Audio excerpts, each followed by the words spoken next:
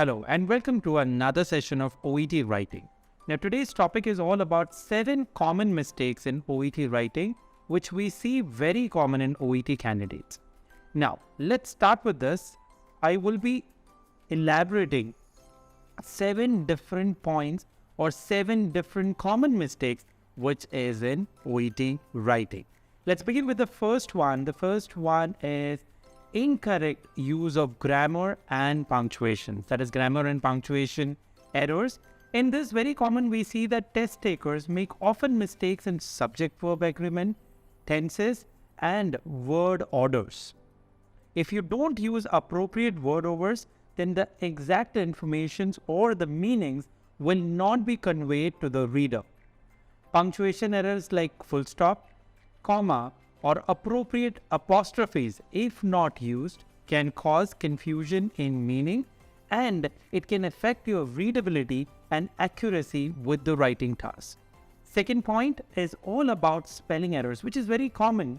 Nowadays, with many assessments, we have noticed people do make silly spelling errors, which is just a word copied from the question paper.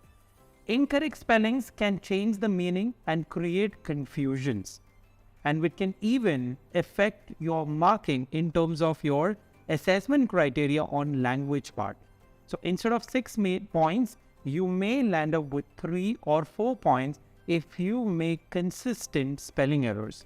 So you should take appropriate time to check or to double check the spellings, especially for medical terms and drugs. Third point, very common, that is inappropriate greeting. We have noticed many a times test takers do address the beginning of the letter with respected doctor. Never to do that.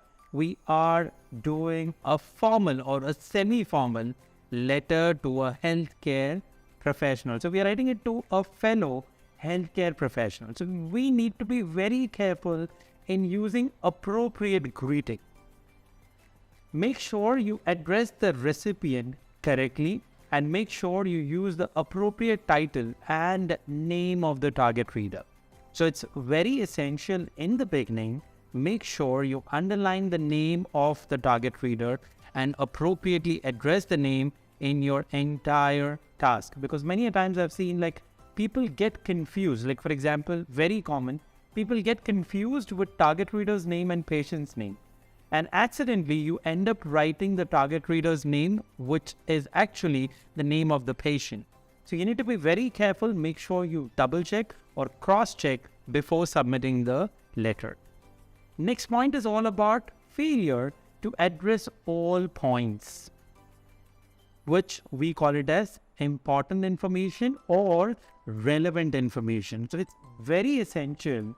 Test takers should take initial time to analyze your question paper and pick up all the relevant information.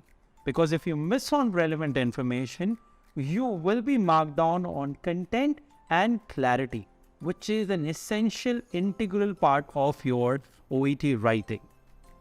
Next one is inappropriate tone. That is, you need to understand the target reader's profession. You need to understand what kind of terminologies or the words your target reader can understand. Then you should use appropriate tone related to your target reader's understanding and profession. Like for example, if you're writing it to a social worker or maybe a primary caregiver, not exactly a complete medical professional. So if you're writing it to a caregiver, then make sure that you use simple terms, not to use many medical terminologies.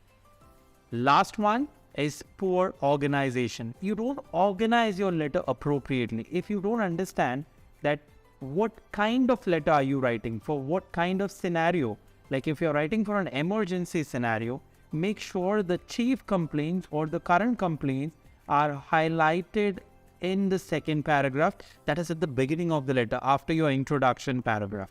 This shows the clarity and this shows that you know very well how to organize the most important information in your letter.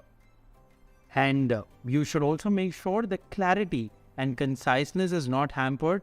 Test takers may take long time to make sentences, to make I would say that many a times I've seen candidates trying to make complex sentences. They make an effort to make complex sentences, which can end up in confusing sentences or word structures. So make sure write it in simple form in which a person can understand, and it can give a clear information what exactly you want to pass on to the test taker or to the reader.